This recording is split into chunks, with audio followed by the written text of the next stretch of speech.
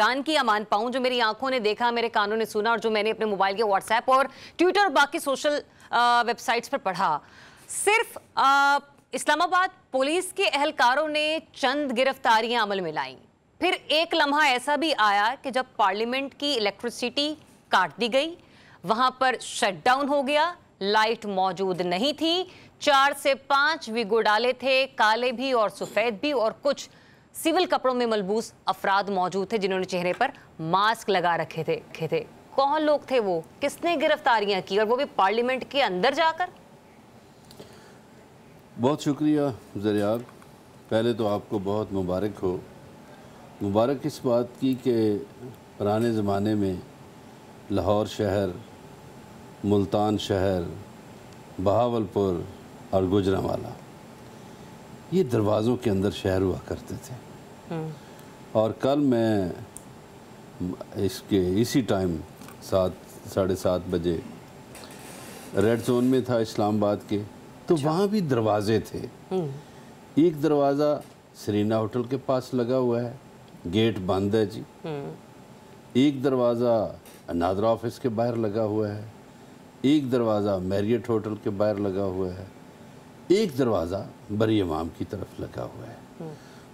तो पहले तो मैं मौजूदा जो हुक्मरान हैं फार्म 47 वाले, इनसे गुजारिश करूँगा कि ये उन दरवाज़ों के नाम रख दें।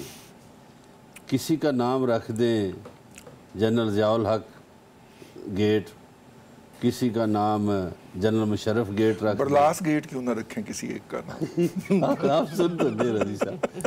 तो जो बरी इमाम की तरफ दरवाज़ा निकलता है उसका मौजूदा आर्मी चीफ के नाम पे रख दें।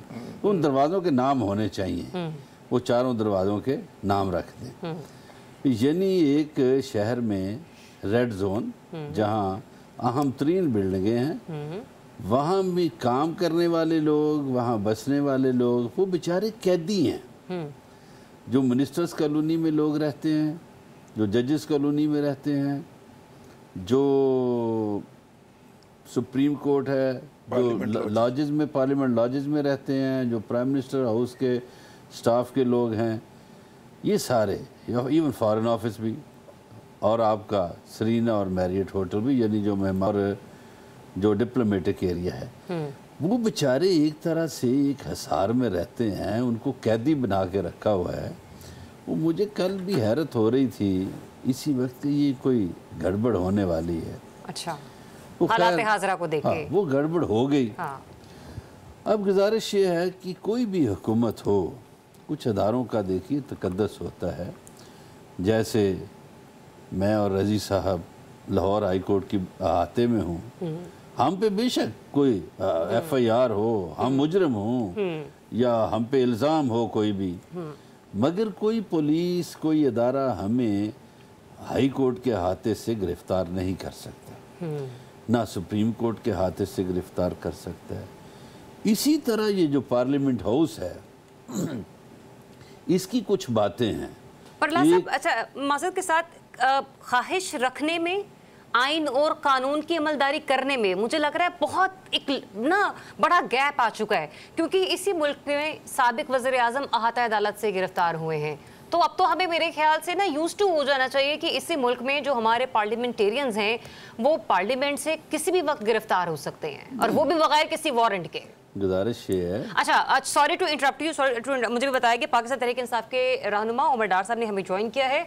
उनसे ज़रा जान लेते हैं कि अब तक कितने ऐसे रहनुमा हैं कि जिनकी गिरफ्तारी अमल में लाई जा चुकी हैं। अस्सलाम वालेकुम, बहुत शुक्रिया उमर डार साहब अपना वक्त देने के लिए। सिर्फ फरमाइएगा, अब तक आपके पास क्या इत्तलात हैं, पार्टी क्या बता रही है, कितने ऐसे मेंबर्स हैं कि जो अभी तक ज़ेरे हिरासत हैं, कि जिनके बारे में आपको मालूम है कि वो फलां जेल में है या फिर वो फलां जगह पर महसूर है?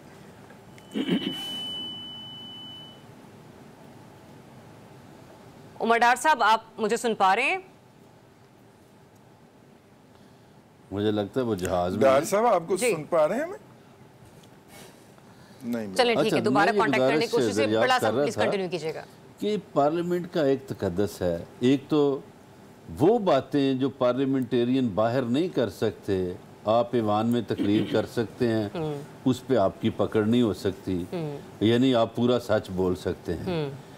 फिर पार्लियामेंट, इवन पार्लियामेंट लाजस से भी गिरफ्तारियां आपको मकसूद हों तो आप स्पीकर कौमी असम्बली से इजाज़त लेते हैं क्योंकि वो कस्टोडियन है।